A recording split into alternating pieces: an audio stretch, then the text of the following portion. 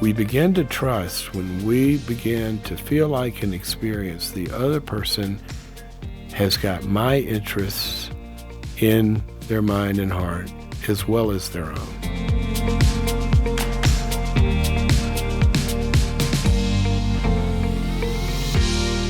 John, trust is such a crucial part of the human experience because it leads to intimacy. You think about broken intimacy, you're usually looking at broken trust of some sort. It's so critical to think through the importance of trust. I think everyone's been the victim of trusting somebody that broke that trust. It might have been a friend or, again, a spouse or something like that. Mm-hmm. A lot of the trust that we have is unseen. We just trust because we get in the car, we get in the airplane, we do what we do. We trust the food we eat. How about that? But to nurture and to cultivate trust is going to deepen our ability to have intimacy in our workplace, in our marriages, as a parent. Let's just think of Isaiah 12:2, which says, "Behold, God is my salvation. I will trust and will not be afraid, for the Lord God is my strength and my song, and he has become my salvation." And it will be a great discussion today with one of our best and favorite guests, Dr. Cloud. How are you? And welcome back. Very well. Thanks for having me. It's always good to be with you guys. Well, you heard that little open there, Henry. Do you agree that people are afraid to trust because it could entail a lot of risk? The way that God has wired our systems, the number one question that your entire being is asking 24/7 is, am I safe? That's interesting, yeah. You're wired for that. In other words, now, for the last minute, you've been breathing, right? Right. But you weren't thinking about it. Correct. Because your system has run the algorithm and has hit the green light for the air is okay to breathe. So you can be careless. So you're just breathing until something comes up like a toxic fume, and all of a sudden you hit pause. Well, it's easy to see in the physical world, but in the relational world and the business world, there's an algorithm that we have to be just as diligent about, knowing that all the boxes are checked before we hit green. That's really interesting. What a great metaphor to think about. The aroma of lack of trust. There what you you smell. Yeah, and how many times do you hear people, Wow. I had that, something doesn't smell right here. And they'll use those words without saying it. And it's so interesting. If you go to, like the book of Hebrews says, that solid food, now think about what's solid food? Marriage, business, raising teenagers. That's solid food. We don't give that to children. Right? Solid food is for the mature who through practice have had their senses trained to discern good from evil. So it takes a lot of experience and development because everybody's had the experience of, I trusted that person, and then this happened. But then they rewind the tape, and they go, there were some signs that I either ignored or excused or let them go by, and the algorithm was right there in front of us a lot of the times. Now, sometimes good people get fooled. But. Yeah, and what a great banner for the discussion, how to develop your senses. That's right. So that you are discerning good and evil. I mean, that's great. Let's move into it. Trust, you say, is more than a feeling. Or is it a feeling? Differentiate for me what trust actually is. Well, trust let's get technical here. Trust as a construct. It's a principle, right? So it's not an emotion. Well, it's not an emotion, and emotions can be built and result and drive trust, in either direction. Yeah, a lot positive of people or negative. fall in love and next week get married because the trust hormones that God wired into you have gotten triggered, and you go on a drug trip. And 1 out of 4 of those marriages will last. Yeah, on a good day, right? So certainly emotions are involved, but that gets into the senses. And sometimes our trust muscle can be either ill-trained, naive, or broken. And so many times people can be with a really trustworthy person and yet having the emotion of fear because of trauma they've had or where, and the spouse says, you could tell me, why don't you trust me? And it's really the trust muscle is broken. It's not that the other person lacks trustworthiness. So that's why I thought it was really important because I use this with people in companies all the time, let's look at the algorithm that the science tells us and the Bible tells us. These are the components that we need to make sure we know are there before we engage in deeper and deeper levels of trust. So getting into trust in the book on trust, I'm interested in a story you tell about helping a CEO and a chairman of the board. I think they had some conflict. And you said the book is filled with illustrations and examples of marriage issues and business partnership issues, because that's where these... and even parenting. And parenting, where trust Extended is a big family. issue. Yeah. So in that context, what's that story, and how did the situation play out? What was the resolution? Well, it was a global entity that everybody would know the name of, and they were at a stalemate with the chairman and the CEO, and the board was divided, half of them with the chairman, half with the CEO. So I'm facilitating the meeting, and I come in and say, look, I want to let's just start with some things that aren't disputable. Let's make sure we all start with the same set of facts. So the chairman starts to talk, and not too long into it, the CEO is kind of coming back and negating some things, and I could see it wasn't helpful the way that he interacted with him. And so after about 10 minutes, the chairman of the board sits up, closes his book, his portfolio, looks at the board and says, I'm done here. You guys can have it. Good luck. Just that. Just like, and everybody knew what that meant. I mean, it would have been awful. So he starts to get up and walk out of the boardroom. I didn't know what to do. I mean, we're 15 minutes into a 2-day retreat, and it's over. And they've brought you in and they to brought fix me in it. to fix it, right? So I didn't know what to do. I don't know what possessed me, but I got up out of my chair. I ran in front of him and sat down in front of the door. And I said to him, look, you can walk out that door, but if you do, you will have set into motion a chain of events that have huge consequences and can't be undone. Mm. So I want you to do me a favor. He says, what? I said, I just want you to sit down for a minute on the floor. And the guy looks at me like, this is a big, powerful figure, right? Looks at, I guess when a crazy person tells you to do something, you do it, right? So he sits down on the floor. And I looked at him and I said, just tell me something. What's it like for you when he does what he was doing right there? And he paused for a second. He looks at me and he says, all right, I'll tell you. And he started to speak, and his chin starts to quiver. And he was kind of breaking up. And he was starting to hold back some tears. And then I see this movement from the table. It was the CEO who got up. He comes over. He sits down next to him. He reaches out. He puts his arm on his shoulder, and he says, I am so sorry. I never knew I made you feel that way. I would never want you to feel that way. I said, hold on a second. I said to the board, can you guys just give us the room? We'll call you back in. We sat there for about an hour and a half. Those two guys went back into the foyer at the end of that and said to the board, okay, you can come back in now. I think we can work this out. Now, if you roll the clock backwards, the chairman was the one that recruited this CEO. There was so much trust, right, at the beginning in the board, but it had broken down. And it took, I worked with them for quite a while, after that. And, it's not done in a minute, but it started. Because what he actually did that he didn't realize he was doing was he did the very first element of the algorithm of trust. He stopped talking and illustrated to the chairman, now I understand. The psychologist's term for this is attunement, where you are truly tuned in and know the experience of the other, but more than know it, they know that you know it. And for the trust loop of understanding to complete itself, parents can say, well, I understand why my kid, but until your kid knows that you understand and they feel that, trust hasn't started. Well, it's interesting how all these principles apply to so many situations, to your marriage, to your business associates or your work associates, to your kids. Trust fuels life. Right. All of it. That's in there. Let me Can I give you a quick story about it? I'm sitting on a plane when I was writing the book, and I'm doing research on trust.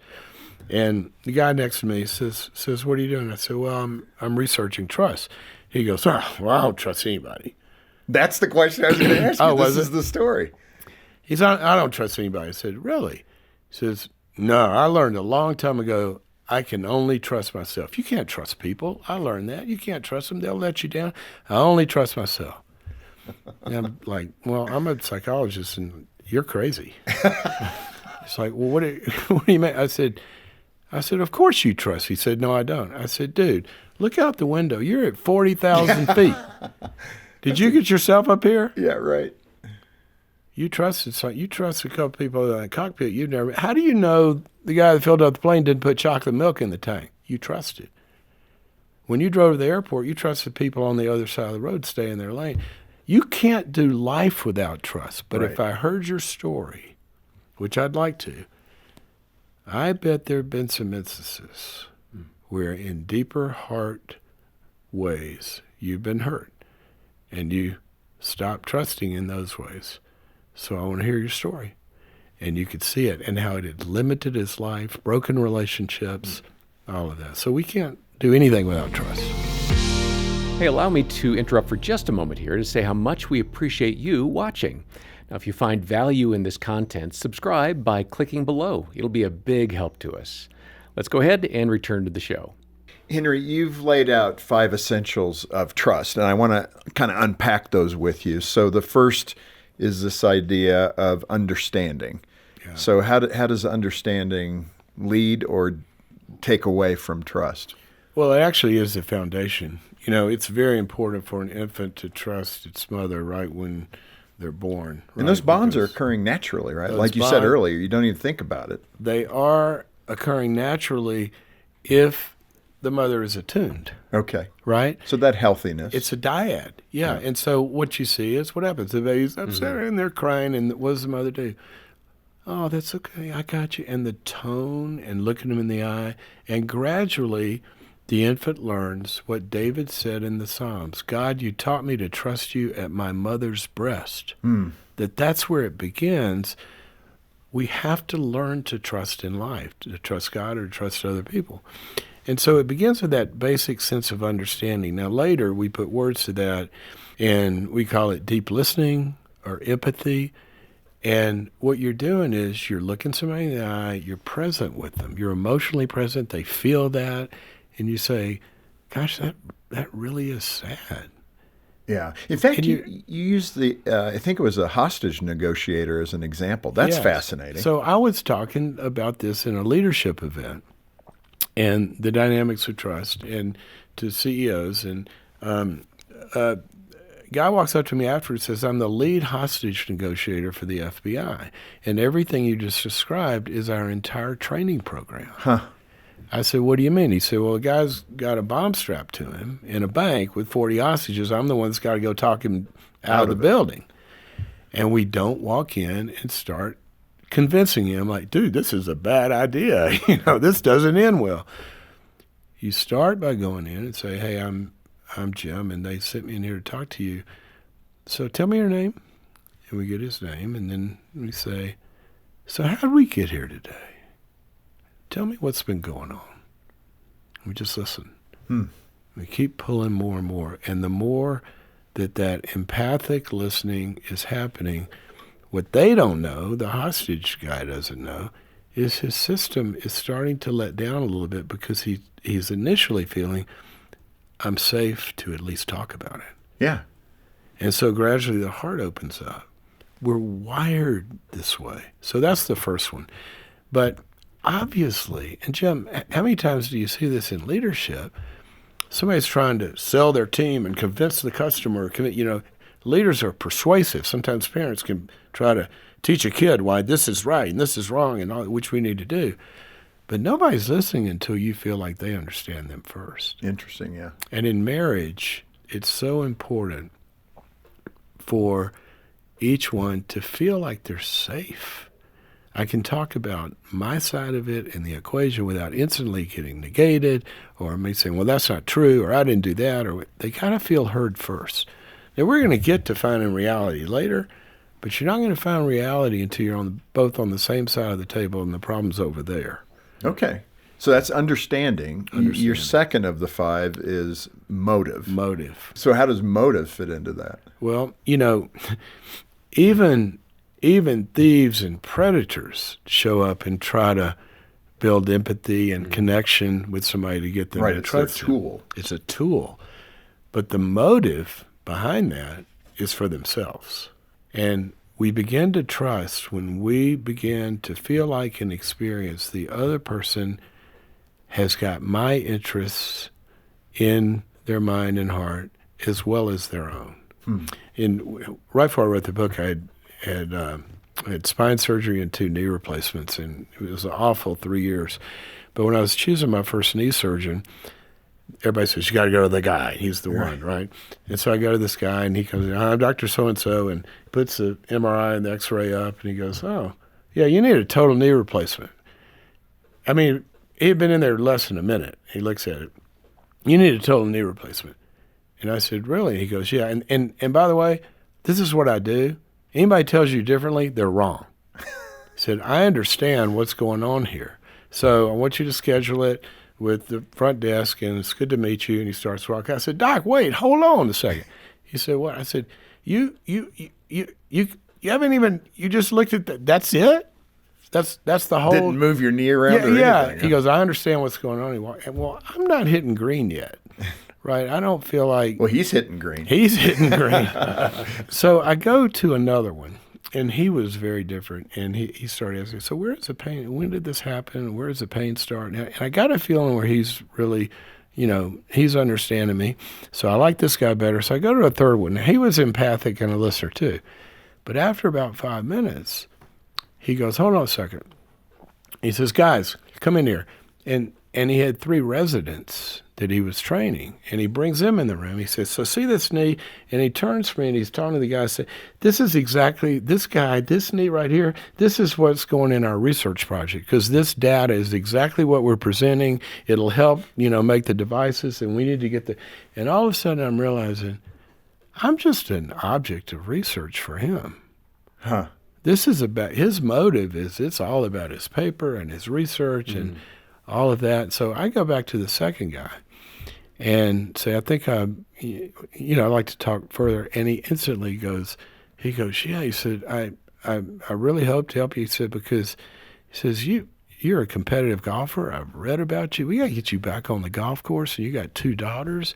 You got a lot of years you're going to be traveling. You got to get this thing fixed so you can, all of a sudden, I can feel it. He cares more about me being able to do his stuff than getting paid or any research. So I'm feeling like it's not only his own interest. The book of Philippians says, do not merely look out for your own interests, but also the interests of others. That's good. And I was going to move to that third, which is a person's ability. And keeping that kind of the knee surgeon example, I mean, you have to weigh that empathetic attitude. But if he's the worst surgeon in the group, that's not a good thing either. Exactly. What if I go to Dr. Caring and Dr. Good Motives? Dr. Empathy. Yeah. And I'm Dr. Empathy. Yeah. Now I want you to do my knee. And then he goes, that's great. He said, I'm so excited about doing your knee because I'm an OB-GYN and I've never done a knee before. I've always wanted to do a knee replacement. Since medical school, I've wanted to. Now we're hitting. Yeah. Oops. So the third thing that we have to make sure is there, and this gets huge in families and businesses. The third thing we can trust somebody with our lives in certain contexts. You see this in churches all the time. I've seen so many church situations or nonprofits where somebody's got a vision and they bring a board around them that believes in the vision and is supportive of them and all this. And that's great. But then 5 years later, you find yourself in you're buying a property or you got a legal issue. That board doesn't know anything about that. They've never been there. The board wasn't selected for expertise right. As well. Hey, character plays a role in developing trust. That seems obvious, but you mention it in the book, so it must have some nuance to it. It's so important that we understand the biblical nuance of this as well as the research. A lot of times you ask people, do you trust, somebody? And they go, yeah, he'd never lie, cheat, or steal. Well, that you're talking about moral aspects of character, which are foundational. You go to 2 Peter 1, for example, it says, add to your faith moral excellence. But it doesn't stop there.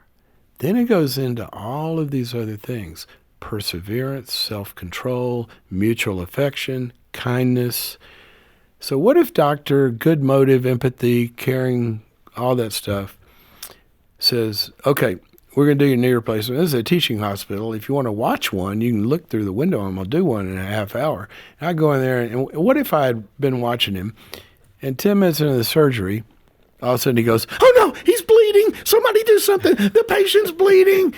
Well, now he just flunked the character piece. Because in the Bible and in life, character has to do with somebody's total makeup. And are they glued together in a way for the context that I'm trusting them in? That they've got the emotional intelligence, the perseverance, the emotional regulation, or whatever that's going to be needed to trust them with that situation. Yeah. It's huge. It's good. And it's, self-evident. Of course, there's bad character that tends to show up as well, and you got to manage what to do with that in your marriage or, in your business relationships, et cetera. So that's the 4. The 5th is track record. Track record. What happened the last time? But wait a minute, because the scripture says, your sins are forgiven, I won't remember them. So how does track record fit in with God's great forgiveness? I won't remember them, and you'll be born again. So now you're an infant. So I'm not going to turn over the keys to the kingdom to an infant, right? And what you see in the scriptures is that trust is always built on incremental performance done well. You've got kids, they handle one situation well, then you let them go to another one, or you let them go to a bigger one, all right? You got the parable of the talents, for example. You're faithful in little, you'll be given more. If you're not, we'll take those keys away from you. And it's very, very, Paul says, don't lay hands on any man too quickly. And so the diligence throughout the scriptures, God always tells us to trust more when you've seen more of what's trustworthy. And in trusting him, what does he always do? Look at my track record. You were slaves in Egypt, and I rescued you with a mighty hand. Every time he asks us, he says, look at what I've done, because it's not going to look like I'm doing anything right now. And you got to remember, I'm going to pull you through this. Yeah. That's what God does. Yeah. And we can bring him anything, and he's not going to condemn us. He may discipline us, but it's always going to be led with that tree of the algorithm of trust. He's going to understand. He's going to listen. Come, let us reason together. He's going to understand the driving forces. Whatever he does is going to be with good motives where it's for us. And his character is dependable, and his abilities are dependable. And he asks us to remember that. Remember the track record. Allow me to interrupt for a moment to say how much I appreciate you watching. If you find value in this content, please subscribe by clicking below. It'll be a big help. Now, let's get back to the show. In your book, you list several fears that hold us back from trusting people. I guess as a precursor to this question, that first one being the dependency, being fearful of depending on someone. But before we get to that answer, family origin has to play into all of this. What you learn as a child. I'm more and more amazed at the fact that so many of my reflexes, so many of my triggers, my buttons that can get pushed, particularly by Jean, Sure. Those are things that I learned early on.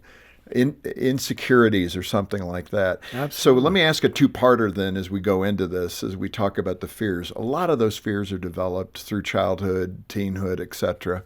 So speak to that and then talk to the dependency one, our fear of being dependent on others as the first example.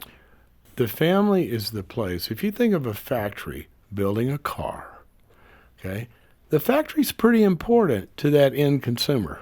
Yeah, that's true. You don't want the wheels on the roof. You don't want the wheels on the roof. Or what about some parts that weren't installed? Mm-hmm. They're going to be needed later. It's pretty good if you put the ignition switch in there, right? Or what if somebody along the process came with a sledgehammer and bent the axle? So our developmental years, God has designed his ways to be followed, and they're in very, very specific stages. And what happens in the growing up years is the equipment that you bring into marriage or you bring into the workplace, you're coming in with equipment that was built in the past. Now, it's not only childhood. It could be a prior boss that taught you to fear future bosses. It could be a trauma that happened, later in life. But we carry those until we have new experiences. New experiences of healing can undo prior experiences that were traumatic or lacking. But we always come to every situation bringing who we are as a person. And that becomes hugely important. The Navy SEALs have a great saying, no one rises to a challenge. You fall to your level of training. Huh. Speak to that idea of fearful of dependency on others. Well, trust basically is all about dependency.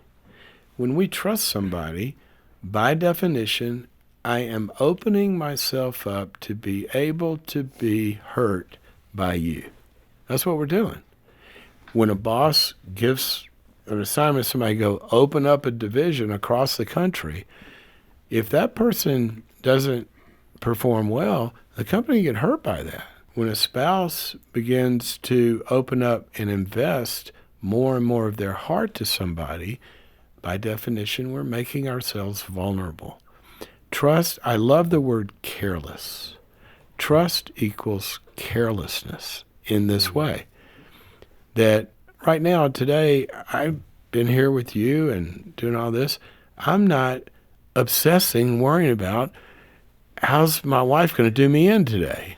She's going to run up big bills, or she's going to go do something bad. So I can be careless. I'm not guarding my back. Trust means to not have to worry and guard yourself because somebody is worthy of what you've given to them, to trust them. Yeah, that's really interesting. It could be your heart, your pocketbook.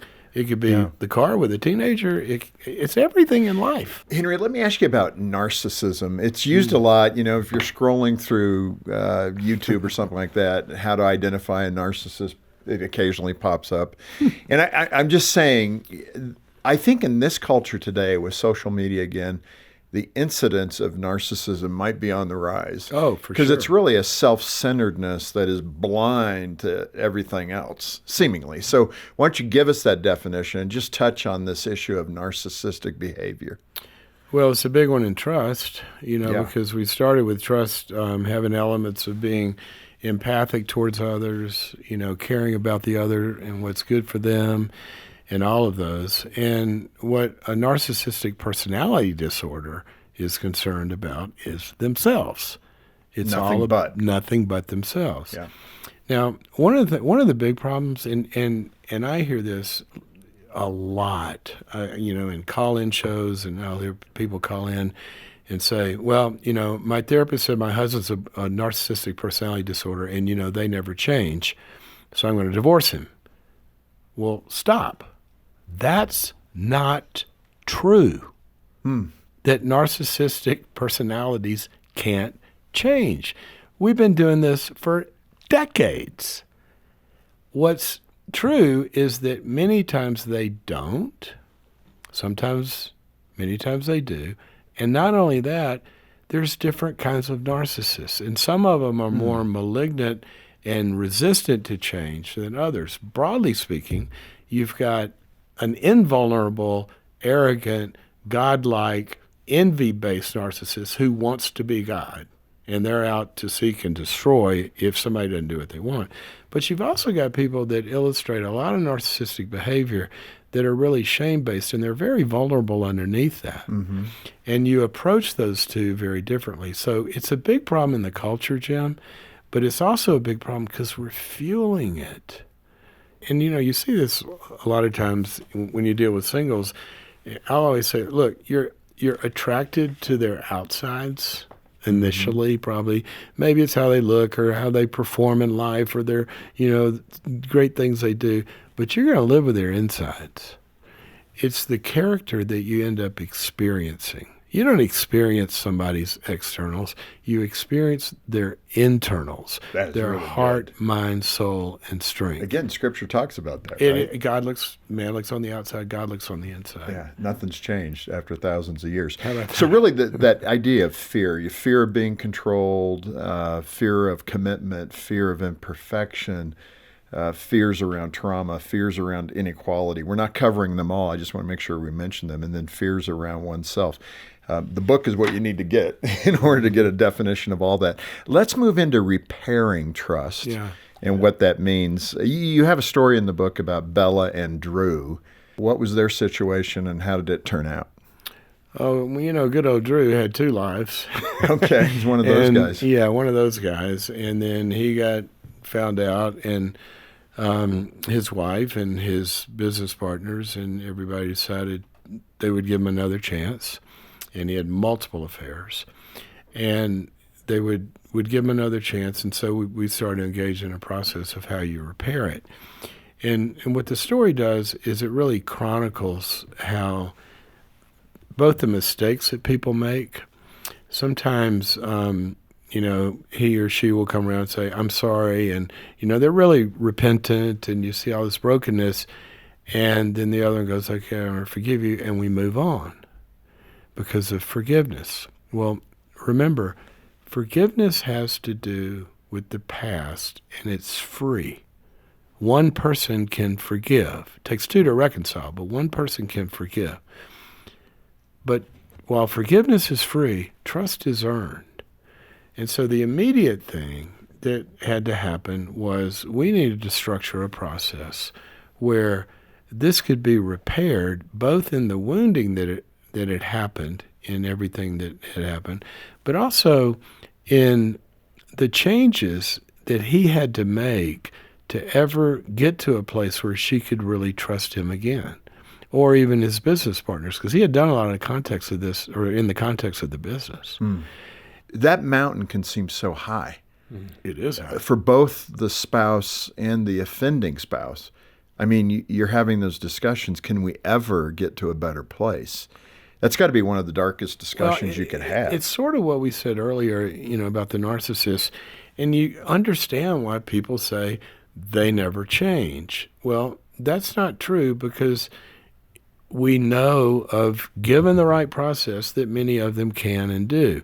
But by and large, in some situations, the mountain is so high that can Everest be climbed? Yeah, but you better be pretty good at mountain climbing to pull it off. And carry some oxygen. And you don't just go up there without a guide, right? And so the main thing I want to offer here is I want to offer hope. Because remember, God had a horrible breach with us, and God repaired it. Now, just like the narcissists or the people with affairs, not everybody comes into that offered reconciliation because they don't go through the process that he requires, but some do. So the hope is marriages can be restored. I've seen marriages, horrible things happen, and they're restored. And they can be. But it can't be just this, all is forgiven. And what you see oftentimes is the offending spouse will, when they start to get into it, let's say, however long down the road, they're in a situation and something taps into a memory for her or a fear for her, and she starts to bring it up, and he gets defensive and reactive. Why can't you leave the past? Can't you forget this? You said you had forgiven me. The forgiveness has to do with the debt, but the woundedness might take a process. And he or she's got to come to that other person's woundedness with the elements of trust we talk about and show that you can trust me with even bringing your pain about this to me. Yeah. And the reason I wrote about, and in fact, I think I said this in the book, when I was writing that, I called him and I said, dude, because they're like 5 years later now and they're just doing great. I said, I just got to call you and say, you are like my hero. And particularly I was thinking about when they started to go through the repair, I watched him when she had to unload the pain and the anger and everything that she went through. I watched him live out that number one understanding without getting defensive, with empathically seeing what he had done to her and hearing that. And he did it better than anybody I've ever seen. Yeah. And it's so important. Well, also, I'd call her and say, you're a hero. You know, because that person has the get out of jail free card, even with Scripture. You know, this is the thing that if you violate that, the Lord says you can go for the exit door. I mean, which is amazing. Let me ask you here, as we zero in on the end of our time, what are some indicators of true change in another person? What do we look for? Well, and some of the indicators are also some of the drivers of the process. You know, we talk about the 5 elements. What I would want to see when you're repairing trust, can you sit down with the person, you talk about whatever the violation of trust, could be work or personal, are they really listening and understanding what their behavior did to other people? Because if they're really getting it and empathic about it, that's what Corinthians calls godly sorrow. It says there's a sorrow of the world that leads to death. People feel guilty and I'm so bad and all that. But a godly sorrow is other-oriented. We say, I see what I did. I would never want to do that again. That leads to a change because of the care and empathy for the other. The second thing is, can they see how self-centered and only self-oriented whatever they was doing was, without taking others into consideration of how that was going to affect them? Because you want to see that going forward, that they're thinking about the other person so it doesn't happen again. Thirdly, are they developing the abilities that, you know, in a marriage, for example, maybe that whole breakdown happened because there was, you know, all sorts of they get triggered and they start screaming and yelling and they don't have the skills of conflict resolution. That third piece of competency. Are they developing the abilities to stay sober? Are they developing the abilities to resolve a conflict, to all of this stuff? And then, you know, you go down the line. So I like to see them, let's work back through the tree. And the indicators, as you're saying, are not only going to be indicators that we can go a little further in trusting, but they're also building new elements into the marriage or the work relationship to go forward. That becomes important. Now, you get on another trail, and I talk about it in the book as well. I've told so many spouses this. Look, they're going, well, how do I know I can trust him? He won't have another affair, or she, or whatever. I go, look, the last thing you need to be doing is feel like you got to be a fortune teller or have a crystal ball. Right, or be the police officer. Mm-hmm. Here's what we're going to do. We're going to establish a process. You're going to sit in the bleachers, and you're going to watch. Because he is going to self-select out by not performing through this process, or you're going to see it, and that's going to help you trust. You can't be a fortune teller. And so do you see, number one, an admission by them, they have a problem. Okay, and they're not blaming it, well, she had been meeting my needs, or if this or that. No, I have a problem. Number two, I need help. If they're depending on themselves, I say, well, this time I'm really going to be committed. And of course you want to hear that, but you were last time as well. So what help are you asking for? Number three, is the help that's coming, is that Billy Bob down the street? No, we want to have them in a proven change process by somebody who's done this before. And that could be a mentor, a coach, or a friend, but probably in the hard situations, they probably have a shingle that they hang up because this is what they do. Right. And then are you seeing consistent self-motivation to go there? Do you have to talk them into going to the marriage counseling appointment? Do you have to talk them into going to their meetings? You have to talk them into... They'll tell you, no, I can't go to the movies at night. I got to get to my group.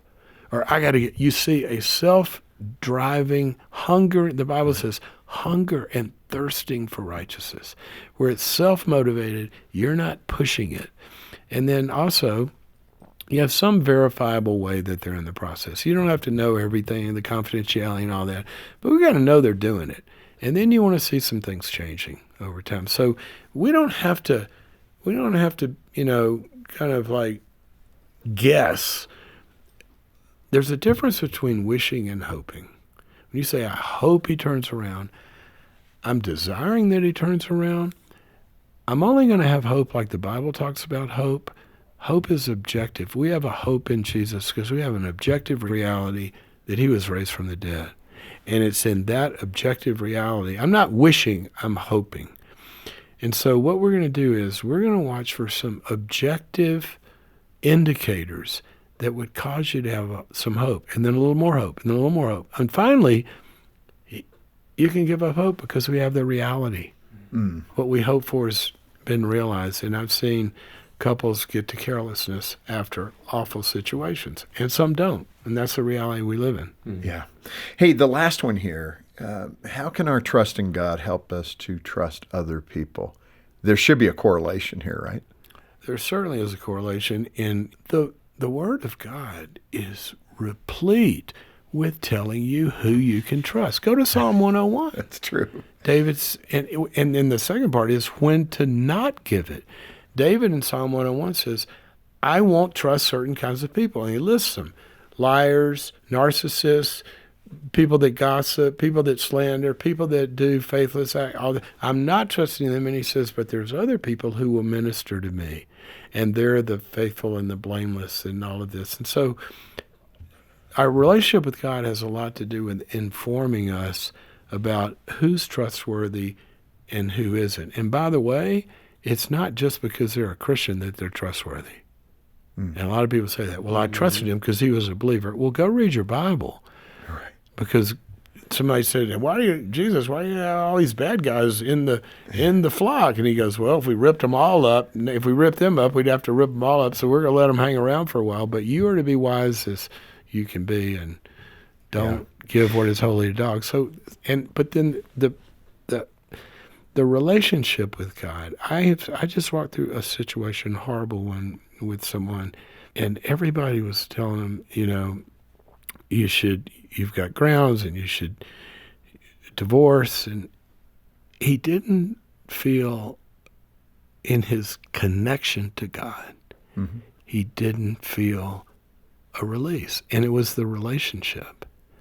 And the relationship was so close that he said, I still have doubt. Whatever's of doubt is not of faith, is of sin. He said, I just haven't really heard from God yet. He stuck it out. A couple of years later, she comes around, 100% change. He says they have the best marriage they've ever had, even in the old good days. But it was his relationship with God. Now, I've seen other situations where people know that God is telling them, go, and so it's his word, and it's also his body. We, in a multitude of counselors, there's safety. Our relationship with God is vertical. It's with his word. It's also incarnational with other people. But I think, too, that trust with God so you can trust others is pretty critical, and we can be shallow with that at times. Right. A person who suffers horribly, maybe the loss of a child, as an example, and I know a handful of people that have gone through that. It's the worst. It's the worst. And there's this question that always lingers with them. Lord, why did you let that happen? Yeah. So that trust connection is somewhat broken. And they've got to work through that to really believe that God knew what was going to happen. Yeah. And it's almost stop it. Unexplainable. And we won't probably know that. Yeah. But even that ability to push through that, and then at the end of that process still trust the Lord, even though something that devastating has occurred, that's a bond. That is, I think it's the hardest problem. Yeah. I just finished writing another book that's to my non-Christian friends about why I believe. And I go through all of the objections that I had to work through when I came to faith. And I get through all the, you got all the sciences and all this kind of stuff. And then I have a chapter called The Hardest One of All.